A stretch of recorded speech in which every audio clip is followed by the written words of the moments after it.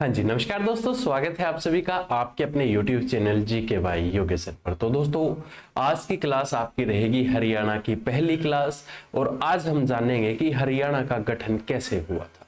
दोस्तों, अनेक प्रयास किए थे हरियाणा को गठित होने के लिए और दोस्तों किन किन व्यक्तियों का यहाँ पर सहयोग था, आज इस क्लास के अंदर हम जानेंगे। वीडियो आप लोगों के लिए इंपॉर्टेंट है। आज तक किसी भी टीचर ने आप लोगों को ऐसे क्वेश्चंस नहीं बताए होंगे जो आपको आज इस क्लास के अंदर जानने को मिलेंगे।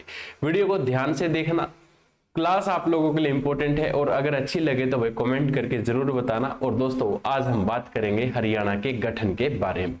उससे पहले आप लोगों को बताना चाहूंगा कि दोस्तों, ये आपकी हरियाणा सीईटी की एक प्रैक्टिस सेट की एक किताब है छोटी सी, जिसके अंदर आपको 10 प्रैक्टिस सेट दिए गए हैं। आप इन 10 प्रैक्टिस सेट के माध्यम से क्या कर सकते हैं, अपनी क्लास को लगा सकते हैं। और दोस्तों, इन 10 प्रैक्टिस सेट के माध्यम से आप अपनी तैयारी को और भी अच्छे से इंक्रीज कर सकते हैं। अब शुरुआत करते हैं दोस्तों अपनी आज की इस क्लास की। और आज की इस क्लास का नाम क्या रहेगा कि हरियाणा का गठन। तो आप सभी बच्चे हेडिंग बना लीजिएगा, क्या कि हरियाणा का गठन। तो दोस्तों, हरियाणा के गठन की अगर बात की जाए, देखो हरियाणा को गठित होने के लिए थोड़ा सा समय लगा था। समय कैसे लगा? क्योंकि दोस्तों, हरियाणा सबसे पहले अलग अलग राज्यों का हिस्सा होता था। फिर बाद में हरियाणा को एक नई पहचान मिली थी सन 1966 के अंदर। और वो पहचान कैसे मिली, किसने दिलवाई, और अलग अलग व्यक्तियों के अलग अलग मत थे। कोई कह रहा था कि भाई इसको हम क्या करते हैं, दिल्ली के अंदर मिला देते हैं। कोई कह रहा था कि इसको हम पंजाब के अंदर ही रखेंगे लेकिन भाषाएं अलग कर देते हैं। तो इस तरीके से अनेक मत थे। तो आज के इस क्लास के अंदर वो मत आप लोगों को जानने को मिलेंगे। सबसे पहले मैं बात करूंगा मुस्लिम लीग का अधिवेशन। दोस्तों, क्या कहते हैं, आपसे क्वेश्चन पूछ लिया जाता है कि मुस्लिम लीग का अधिवेशन कब हुआ। तो मुस्लिम लीग का अधिवेशन, तो गुरुजी यहां पर एक आपका अधिवेशन होता है कब? 1925 के अंदर। 1925 के इस मुस्लिम लीग के अधिवेशन से आप लोगों से पूछा जाए कि मुस्लिम लीग का यह अधिवेशन कहां पर हुआ, इसका स्थान पूछ लिया जाए तो यह दिल्ली के अंदर हुआ था। कब हुआ? 1925 में हुआ था। दोस्तों, यहां पर जो आपका मुस्लिम लीग का यह अधिवेशन हुआ था, इसके अध्यक्ष अगर आप लोगों से पूछ लिए जाए, एक सेकेंड, इसके अगर आप लोगों से कहे कि अध्यक्ष का नाम बताए, तो दोस्तों अध्यक्ष कौन थे? तो पीर जादा मोहम्मद हुसैन दोस्तों क्या होते थे, इसके अध्यक्ष होते थे। जिसने क्या किया था दोस्तों, यहां पर इसकी अध्यक्षता की थी। और मुस्लिम लीग का अधिवेशन से दोस्तों, अब ये हमने क्यों पढ़ा, क्या कारण है इसका पढ़ने का? तो इसका कारण दोस्तों क्या रहेगा कि मुस्लिम लीग का जो अधिवेशन है आपका, मुस्लिम लीग के अधिवेशन में एक बात कही गई थी कि हरियाणा को क्या किया जाए, हरियाणा को दिल्ली में मिलाने की, दोस्तों दिल्ली में मिलाने की क्या हुई थी, मांग उठाई गई थी। आप लोगों से पूछा जाए कि भाई मुस्लिम लीग को कहां पर, मुस्लिम लीग ने क्या किया कि 1925 में इस अधिवेशन में कहा कि हरियाणा को हम किसके अंदर मिला देते हैं, दिल्ली के अंदर मिला देते हैं। लेकिन दोस्तों क्या कहते हैं कि भाई ये बात क्या है, स्वीकार नहीं हो पाई थी, इसको माना नहीं गया। ठीक है, पहला पॉइंट आप इसको ध्यानपूर्वक नोट कर लीजिएगा। क्लियर सभी का? उसके बाद दोस्तों क्या होता है कि आपकी एक सर्वदलीय बैठक होती है। एक बैठक होती है जिसको हम क्या कहते हैं, सर्वदलीय बैठक। अब ये सर्वदलीय बैठक दोस्तों कब हुई? तो 1928 के अंदर ये बैठक हुई। और 1928 के अंदर दोस्तों जब ये बैठक हुई तो इस बैठक में दिल्ली प्रदेश कमेटी शामिल थी। कौन थी दोस्तों? इस कमेटी में दिल्ली प्रदेश की क्या थी आपकी शामिल, इसके अंदर कमेटी इसके अंदर शामिल थी। और हरियाणा को दोस्तों यहां पर एक मांग उठाई गई थी। दिल्ली प्रदेश कमेटी ने क्या मांग उठाई कि हरियाणा को दिल्ली में मिला दिया जाए। तो यहां पर दोस्तों ये मांग उठी थी, लेकिन दोस्तों ये भी क्या हो गई थी, अस्वीकार हो गई थी। आप लोगों से मैंने सिर्फ 2 पॉइंट्स के बारे में बात की है, क्योंकि हम जानेंगे कि हरियाणा का गठन कैसे हुआ। हरियाणा के गठन की बात की गई है तो दोस्तों पहले मुस्लिम लीग का जो अधिवेशन हुआ पूछा जाए तो कब हुआ, 1925 में हुआ। कहां पर हुआ, दिल्ली के अंदर हुआ जी। दिल्ली में इसकी अध्यक्षता किसने की थी, तो पीरजादा मोहम्मद हुसैन ने इसकी अध्यक्षता की थी। इस मुस्लिम लीग अधिवेशन में क्या मांग उठी कि हरियाणा को दिल्ली में मिला दिया जाए। साथ में आपका दोस्तों क्या होता है, सर्वदलीय बैठक होती है। कब होती है गुरुजी, 1928 में होती है। 1928 में सर्वदलीय बैठक में दोस्तों दिल्ली कमेटी आपकी शामिल होती है। दिल्ली जो ये कमेटी शामिल होती है ये क्या कहती है कि हरियाणा को हम क्या करते हैं, दिल्ली में मिला देते हैं, लेकिन वो बात है स्वीकार यहां पर कर दी जाती है। और दोस्तों कहा जाता है यहां पर आपके एक सम्मेलन भी हुआ था जहां पर क्या है, सारे जाट इकट्ठे हो गए थे, जिसको हम क्या कहते हैं, जाट महासम्मेलन। तो जाट महासम्मेलन गुरुजी पूछ लिया जाए कब हुआ था, 1929 के अंदर हुआ था। जाट महासम्मेलन में भाई हरियाणा को पंजाब से अलग करने की मांग उठाई गई थी। यहां पर क्या है कि इस सम्मेलन में छोटू राम द्वारा हरियाणा को पंजाब से अलग किए जाने की क्या उठी थी, मांग उठी थी। दोस्तों ये मांग किसने उठाई पूछा जाए तो आपके सर छोटू राम ने, सर छोटू राम ने ये मांग उठाई थी। दोस्तों क्या किया जाए कि भाई हरियाणा को पंजाब से क्या कर दिया जाए, अलग कर दिया जाए, ये मांग यहां पर उठाई गई थी। लेकिन दोस्तों उस समय क्या हुआ कि इस मांग को कबूल नहीं किया गया, इस मांग को एक्सेप्ट नहीं किया गया और ये दोस्तों आवाज वहीं की वहीं दबकर रह गई थी। अब दोस्तों बात करेंगे कि हमारा हरियाणा है, जो हरियाणा दोस्तों 1803 से लेकर 1966 तक कैसे संघर्ष करा। और दोस्तों संघर्ष करते करते हरियाणा ने एक अपनी पहचान है जो वो कैसे बनाई थी। कल की क्लास के अंदर मैंने आप लोगों को बताया था कि जो आपका इतिहास की अंतिम क्लास थी उसमें मैंने डिस्कस किया था कि भाई 1803 से लेकर 1966 तक हरियाणा ने एक संघर्ष किया है। सबसे पहले अगर आप लोगों से मैं बात करूं भाई दोस्तों, क्या कि 1803 से लेकर कब तक, तो 1803 से दोस्तों जो पहले आपका हरियाणा होता था ना, तो 1803 से पहले हरियाणा एमपी का क्या होता था, भाग होता था। दूसरा पॉइंट हमारे लिए इंपॉर्टेंट है, वो क्या है कि 1803 से लेकर 1858 तक हरियाणा किसका हिस्सा होता था, तो हरियाणा दोस्तों जो हिस्सा होता था वो किसका होता था, उत्तर प्रदेश का एक हिस्सा होता था, उत्तर प्रदेश का एक भाग होता था। इसके अलावा बात की जाए 1858 से लेकर दोस्तों कब तक, 1966 तक हरियाणा दोस्तों किसका हिस्सा होता था, हरियाणा पंजाब का हिस्सा होता था, पंजाब का एक आपका भाग होता था। और कहते हैं कि 1 नवंबर 1966 को हरियाणा अस्तित्व में आ गया था, हरियाणा की एक अपनी पहचान बन गई थी। अब दोस्तों ये पहचान हरियाणा को बनाने में कितना समय लगा था, चलिए जानते हैं भाई। देखो आप लोगों के लिए इंपॉर्टेंट पॉइंट्स बनेंगे। सबसे पहले हम पढ़ेंगे क्या हुआ, एक सम्मेलन हुआ दोस्तों जिसको हम किस नाम से जानते हैं, द्वितीय गोलमेज सम्मेलन। विजिबल है सभी को, चलिए भाई। द्वितीय गोलमेज सम्मेलन गुरुजी कब हुआ पूछा जाए तो 1931 में हुआ था। दोस्तों यहां पर जो ये सम्मेलन है इसकी अध्यक्षता किसने की, तो जोफ्री ने की थी भाई। जोफ्री कावर्ट्स ने दोस्तों क्या की थी, इसकी अध्यक्षता की थी। और इसमें मांग क्या उठाई थी कि हरियाणा को क्या किया जाए भाई, दिल्ली में मिलाया जाए। इसमें मांग उठी थी कि हरियाणा को क्या किया जाए, दिल्ली में मिला दिया जाए। आप लोगों से पूछे कि भाई द्वितीय गोलमेज सम्मेलन कब हुआ, तो 1931 में हुआ। और जोफ्री क्वार्ट्स दोस्तों क्या होते थे, इस सम्मेलन के अध्यक्ष होते थे। और इसी सम्मेलन के तहत क्या हुआ कि हरियाणा को दिल्ली में मिलाने की क्या उठी थी, मांग उठी थी।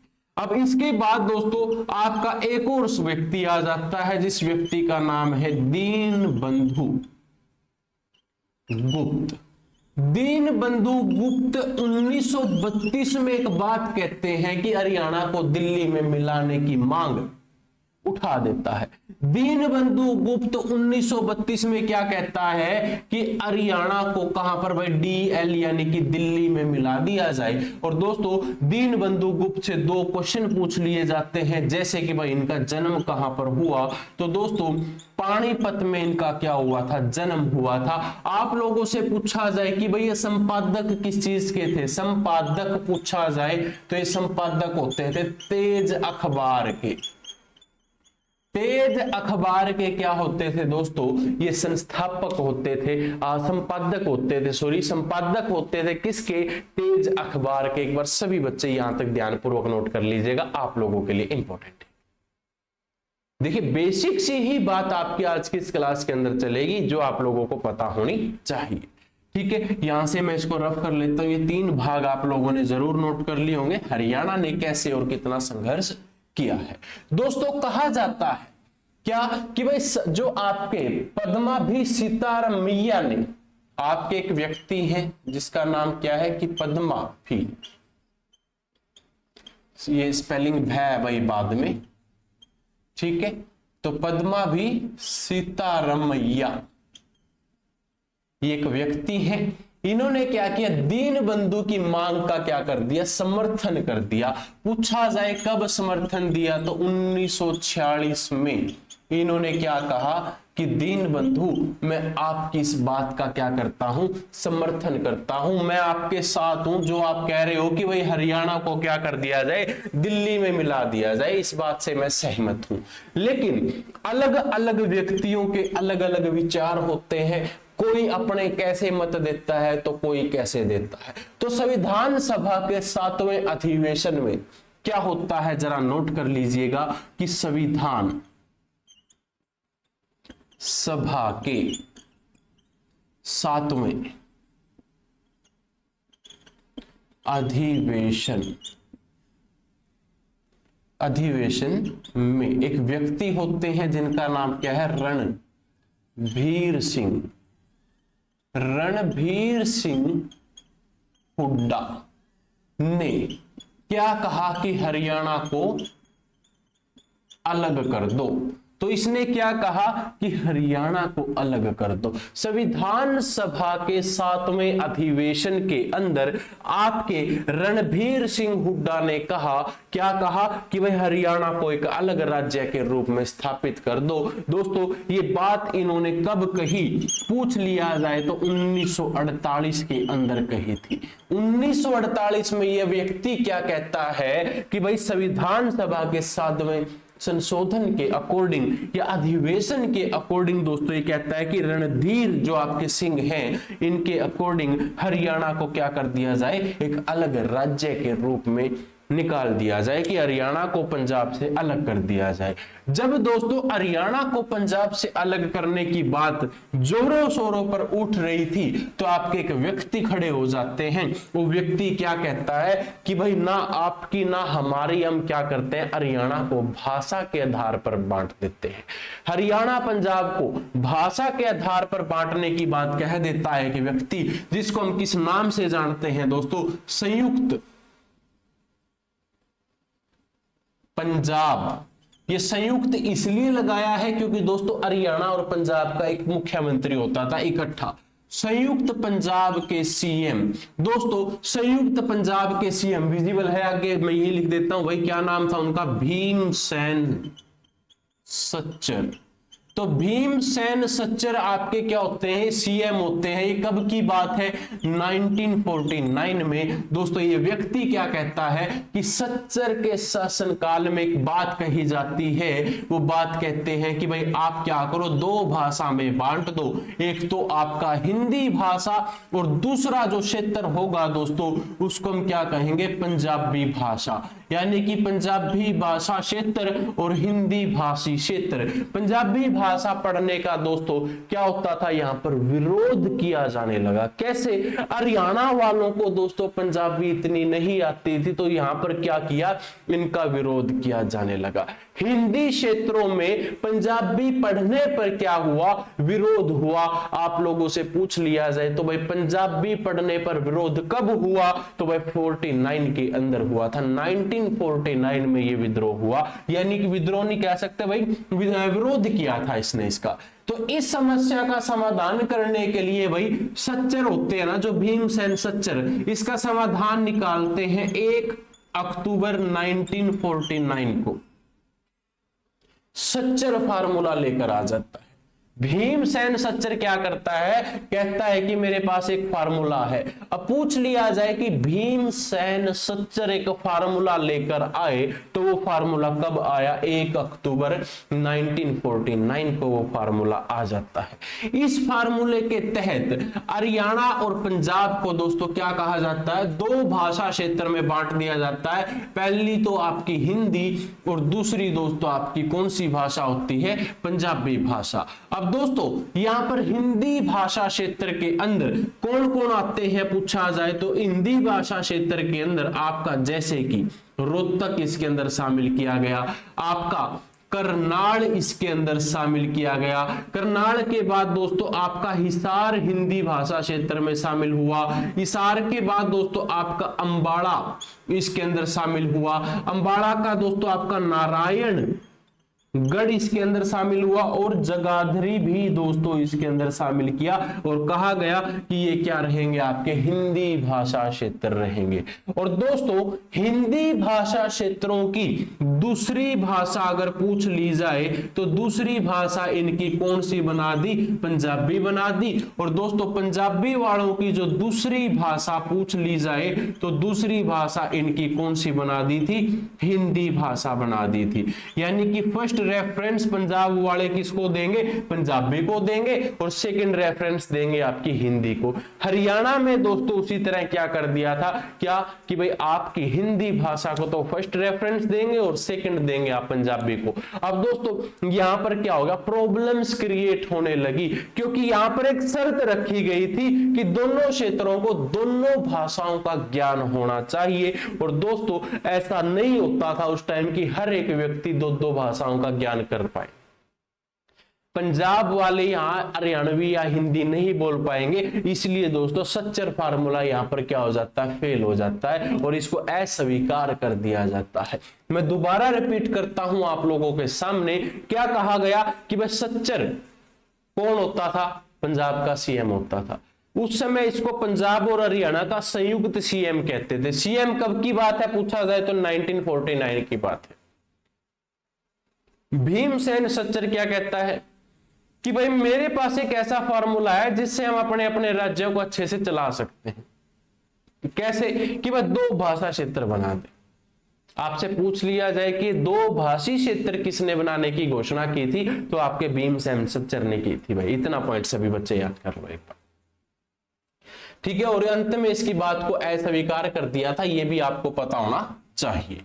चलिए भाई अब आगे बढ़ते हैं अपने बेसिक से पॉइंट्स की तरफ। और क्या कहा जाता है दोस्तों कि 1948 के अंदर यानी कि 1948 में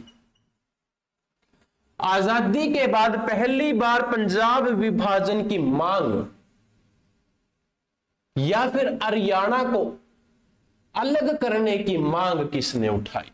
क्या है कि 1948 में आजादी के बाद पहली बार हरियाणा को अलग करने की मांग किसने उठाई। अगर आप लोगों से पूछा जाए ये क्वेश्चन कि पहली बार हरियाणा को अलग करने की मांग किसने उठाई थी आजादी के बाद यानी कि 1948 में, तो दोस्तों आपका आंसर आएगा मास्टर। कौन थे, ताराचंद ने। तो मास्टर ताराचंद ने आवाज उठाई थी। दोस्तों फिर आपसे एक क्वेश्चन पूछा जाता है और प्रीवियस ईयर का क्वेश्चन है, इंपॉर्टेंट क्वेश्चन है। क्या कहते हैं कि फजल अली आयोग का गठन कब हुआ? तो फजल अली आयोग का गठन पूछा जाए तो 1953 के अंदर दोस्तों इस आयोग का गठन किया गया। फजल अली आयोग से क्वेश्चन आता है कि फजल अली आयोग ने पहली रिपोर्ट कब पेश की? दोस्तों इनकी आपसे पूछे क्या कि रिपोर्ट कब पेश की, तो पहली रिपोर्ट कब पेश की इसने फजल अली आयोग ने? तो 1956 के अंदर दोस्तों इन्होंने क्या की थी, अपनी पहली रिपोर्ट पेश की थी। पहला आयोग था जिसने भाषा के आधार पर राज्यों का निर्माण करने के लिए एक रिपोर्ट पेश की थी। इस रिपोर्ट में क्या था कि भाई भाषा के आधार पर, भाषा के आधार पर हरियाणा को अलग करो, हरियाणा को क्या करो, अलग करो। दोस्तों ये बात इसके अंदर लिखी गई थी। फजल अली आयोग पूछ लिया जाए हरियाणा में कहां पर आया, तो हरियाणा में दोस्तों ये आया था रोहतक के अंदर। हरियाणा के रोहतक में कौन आया? फजल अली आयोग आया। गुरुजी पूछा जाए कब आया था रोहतक के अंदर, तो 1955 में रोहतक में आया था। यह भी आप सभी को पता होना चाहिए। इस आयोग के सामने हरियाणा के 22 विधायक पेश हुए और पंजाब और हरियाणा की दोस्तों विभाजन की मांग उठाई थी। इस आयोग के सामने कितने पूछा जाए तो 22 विधायक पेश हुए थे और इन 22 विधायकों ने मांग करी थी कि भाई क्या किया जाए, हरियाणा को अलग किया जाए। और इस आयोग ने दोस्तों क्या कर दिया था, विभाजन से मना कर दिया था। इस आयोग ने क्या किया कि विभाजन से मना कर दिया। मैं यहां पर लिख देता हूं, इस आयोग ने कि हम बंटवारा नहीं करेंगे, भाई भाषा के आधार पर अलग अलग हो जाएंगे लेकिन बांटेंगे नहीं। इस आयोग ने विभाजन से मना किया था। इन्होंने कहा कि भाषाएं अलग अलग हो जाएंगी लेकिन हम क्या करेंगे, आपस में नहीं चेंज करेंगे। भाई हम अपना बंटवारा नहीं करेंगे, जमीन जायदाद अपनी जो है वो नहीं बांटेंगे।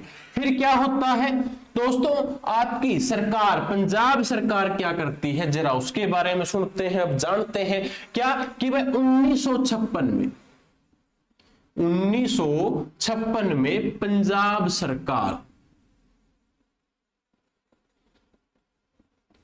के कहने पर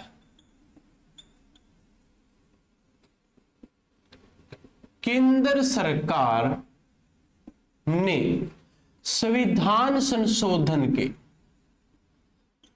केंद्र सरकार के कहने पर संविधान संशोधन के माध्यम से, ये के माध्यम से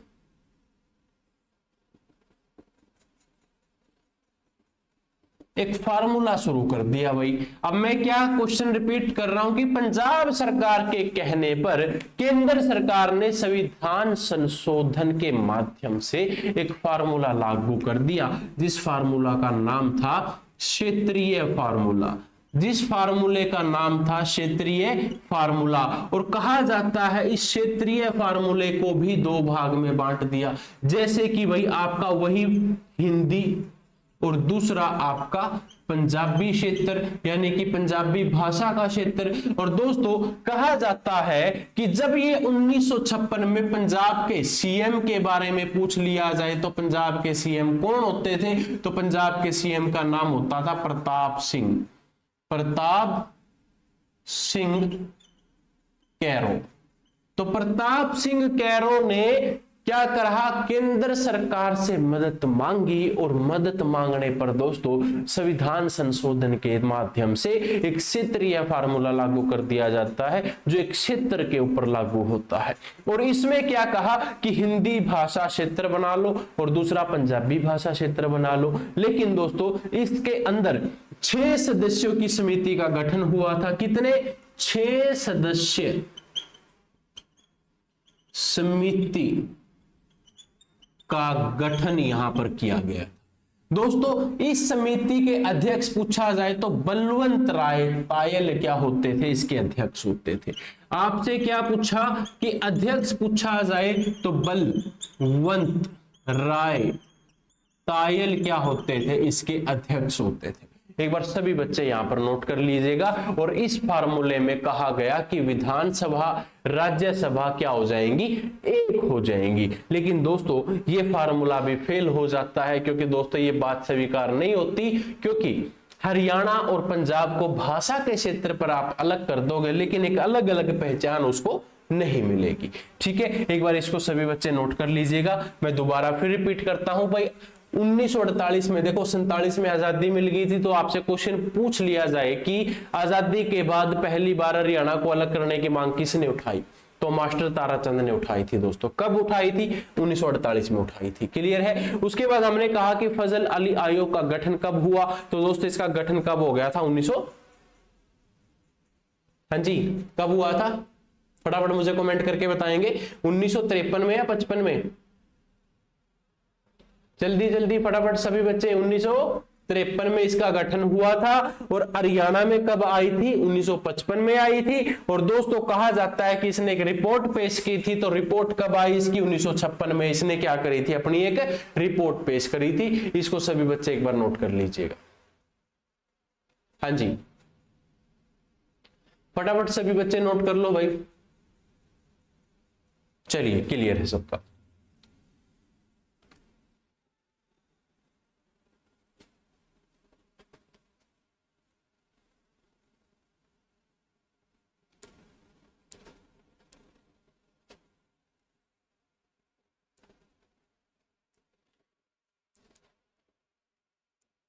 अब दोस्तों क्या होता है, आपका जो क्षेत्रीय फार्मूले को अस्वीकार किया जाता है ना, मैंने आपको थोड़ी देर पहले बताया था कि एक क्षेत्रीय फार्मूला आया था, जिसके तहत क्या किया गया था, भाषा के आधार पर बनाने की कोशिश की थी कि भाषा के आधार पर क्या किया जाए, आपके हरियाणा और पंजाब को भाषा के आधार पर बांट दिया जाए। लेकिन दोस्तों क्या होता है, ये बात होती है आपकी 1956 की। ठीक है, 57 में आकर क्या हो जाती है, सरकार चेंज हो जाती है, सरकार बदल जाती है, पंजाब का सीएम बदल जाता है, पंजाब का नया सीएम आ जाता है। और पंजाब का नया सीएम क्या कहता है कि भाई ये बात ठीक नहीं है, हम क्या करते हैं, इसको रद्द करते हैं, हमें कोई मतलब नहीं है, ये गलत चीज है भाई, ऐसे भाषा के आधार पर आप नहीं कर सकते। ठीक है, अब क्या होता है कि पंजाब विभाजन करने के लिए मांग कौन उठाता है, दोस्तों कहा जाता है कि भाई फिर क्या किया जाता है, सब अपनी अपनी तरफ से मांग उठाते हैं कि पंजाब विभाजन के लिए मांग उठी। तो पंजाब विभाजन के लिए मांग किसने उठाई, तो संत फतेह सिंह ने उठाई थी। दोस्तों संत फतेह सिंह ने मांग कब उठाई, तो 1965 में गुरुजी यहां पर क्या उठा ली थी, इन्होंने मांग उठा ली थी। इन्होंने क्या किया दोस्तों, 1965 के अंदर जब ये मांग उठाई तो इन्होंने अनशन कर दिया, मरण काल तक। कई भाई जब तक मैं मर नहीं जाता तब तक अनशन करूंगा, या तो हरियाणा पंजाब को अलग कर दो। लेकिन दोस्तों 1965 में क्या हो जाता है, भारत पाकिस्तान का युद्ध हो जाता है, जिसके कारण दोस्तों इसको अनशन से उठना पड़ता है, इसको अपनी बात अपनी घोषणा वापस करनी पड़ती है। और ये क्वेश्चन इंपॉर्टेंट है भाई, आप लोग जरा ध्यानपूर्वक नोट कर लीजिएगा कि संत फतेह सिंह क्या कहते हैं कि पंजाब को अलग किया जाए हरियाणा से, पंजाब हरियाणा को अलग अलग कर दिया जाए। 1965 में ये अमरण काल तक क्या करते हैं, अनशन करते हैं। लेकिन भारत पाकिस्तान युद्ध हो जाता है 1965 में। फिर क्या होता है कि भाई ये कहता है कि चलो जब तक युद्ध नहीं टल जाता है तब तक मैं अपनी घोषणा को वापस ले लेता हूं। तो ये अपनी घोषणा दोस्तों उस समय वापस ले लेता है। ठीक है, फिर क्या होता है दोस्तों, युद्ध के बाद क्या होता है, 1965 में पंजाब विभाजन पर विचार होता है, जिसको आप लोगों से पूछा जाए कि इसके अंदर जैसे कि लोकसभा अध्यक्ष शामिल हो जाते हैं। लोकसभा के अध्यक्ष का नाम पूछा जाए तो भाई हुकुम सिंह इसके अंदर शामिल हो जाते हैं। दोस्तों हुकुम सिंह की अध्यक्षता के अंदर एक समिति बनती है, जिसको हम क्या कहते हैं, हुकुम सिंह समिति। हुकुम सिंह की अध्यक्षता में क्या बनती है, एक समिति बनती है जिसको हम क्या कहते हैं, हुकुम सिंह समिति। और कहा जाता है कि इस समिति ने सिफारिश करी, तो कब करी दोस्तों, इस समिति का सबसे पहले तो बात करते हैं कि वह 23 अप्रैल 1966 को इस समिति ने सिफारिश करी। और सिफारिश करने के बाद फिर आपका क्या हुआ था, सहा आयोग का गठन हुआ था। सहा आयोग का क्या किया गया था, गठन किया गया था दोस्तों, कि इस समिति की सिफारिशों के आधार पर सीमा या फिर सहा आयोग का क्या हुआ, गठन हुआ। इसको सभी बच्चे नोट कर लीजिएगा। कहा जाता है कि सहा आयोग का जब गठन हुआ तो सहा आयोग ने फिर अपनी रिपोर्ट पेश करी। कब पेश करी, 31 मई को दोस्तों इन्होंने रिपोर्ट पेश कर दी। और इस रिपोर्ट के अंदर इन्होंने सारा जायजा लिख दिया और कहा जाता है कि राज्य पुनर्गठन जो अधिनियम के तहत आपके हरियाणा को अलग कर दिया गया पंजाब से।